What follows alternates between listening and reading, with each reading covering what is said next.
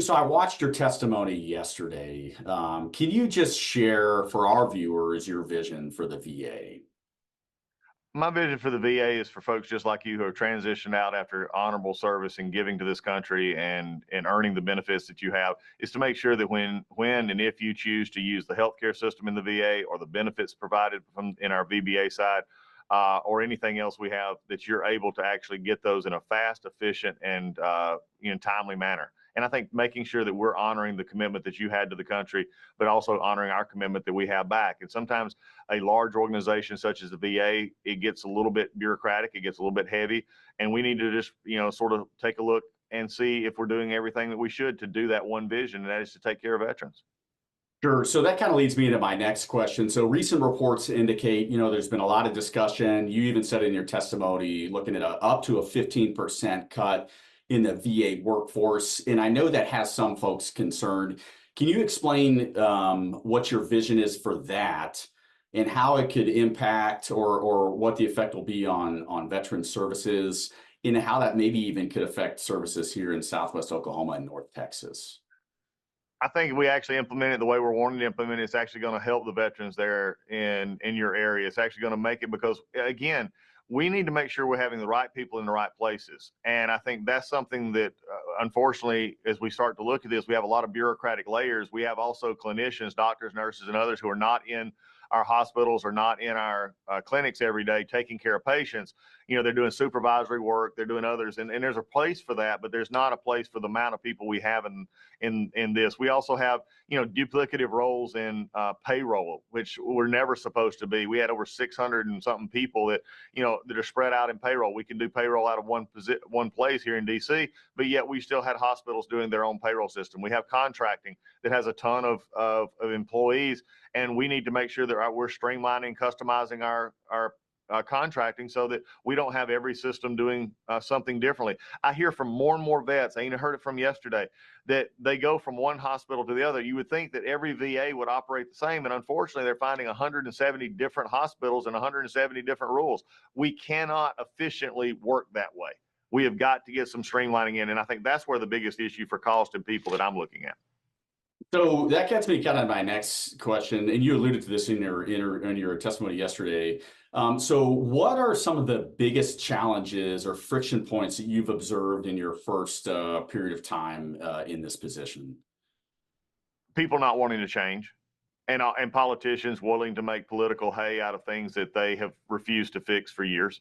And I think that's the biggest issue that I see. Look, change is difficult for everyone. No one likes to go through change, all the time. But when you look at our system, when you find out the GAO has said we're on a high risk list for 10 years for issues in our healthcare system and issues in others, when we look at, we spent, to quote, fix that, we spent billions of dollars and added hundreds of thousands of people, but yet our numbers have not changed in the positive direction. They've actually gotten worse.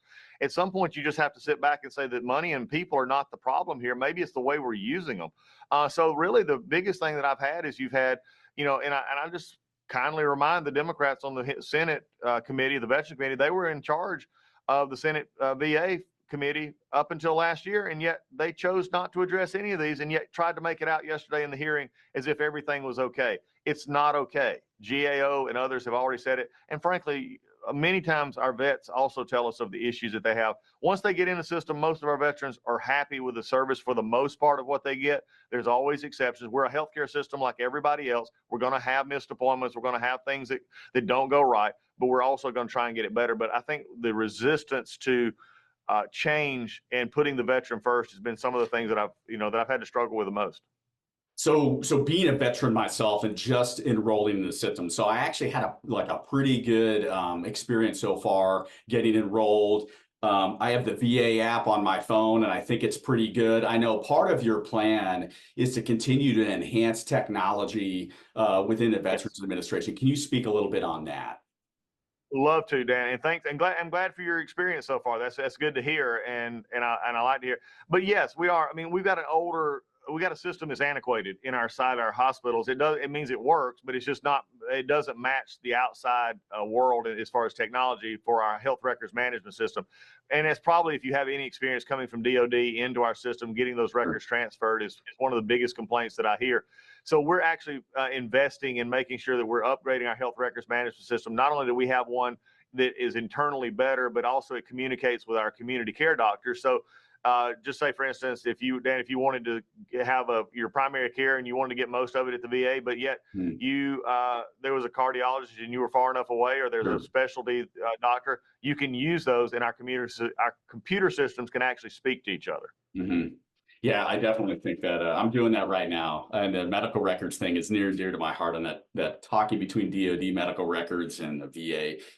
Hey, sir. So last question. Have you had a chance to visit VA facilities around the country, and do you think you'll make your way to Oklahoma anytime soon here?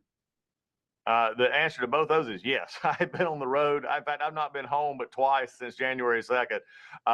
And we've been on the road all over the country, coast to coast, and we're going to it. And I'm looking forward to coming out. I've had all your reps out there wanting me to come, and I'm looking forward to coming to your area very soon. The governor and I've talked even a good bit. He's excited about what's going on in the state as well, how we can help our veterans. So looking forward to it as we travel. And what I see when I go to our VAs is I see a lot of good people trying to do good work.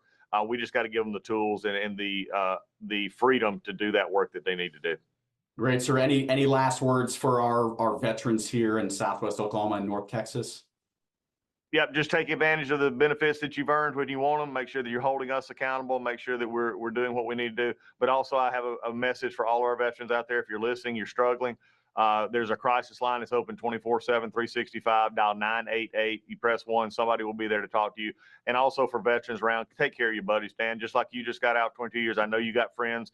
Make sure you stay in touch with them, because sometimes we don't recognize the situations people may go through unless we actually do what we know as airman, wingman, buddy, whatever you want to call it, battle buddy, however you want to do it. Make sure we're still doing that, because we still honor that pledge to keep we leave nobody behind. Great, sir. I appreciate you taking the time today. Thanks a lot. Appreciate it, Dan. Take care. Thanks.